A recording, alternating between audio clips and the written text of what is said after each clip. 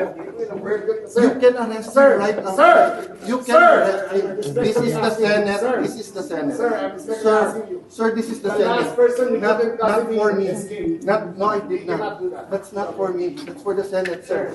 Sir, Yes. that's for the Senate. Sir, in all respect. For the Allow us country. to- Sir, pumayag ka na kanina. Yes, Pumayag ka na outside the door. Right outside the door. Right outside the Read his door. rights, sir. Read his rights. Just read his rights. No handcuffs.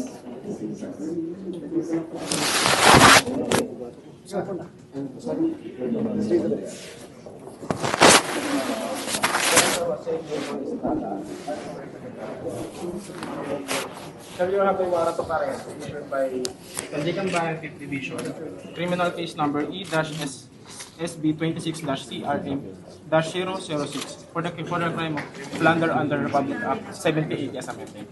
Signed by Honorable Zaldi B. Trespeses, Chairperson of the Sir, being accused, you have also rights. May karapatan ka manahimik at magsawa ng kibo. Ano man ang iyong sabihin ay maaaring gamitin pabor o laban sa iyo sa kanilang hukuman. May karapatan ka rin kumuha ng sarili ng abogado o tagapagtanggol nang naayon sa iyong napili. Kung walang kakayahan, ang pamahalaan at pagkakaluban ka nito ng isa. Lahat po ba ng mga karapatan niyo sa rin na unawaan?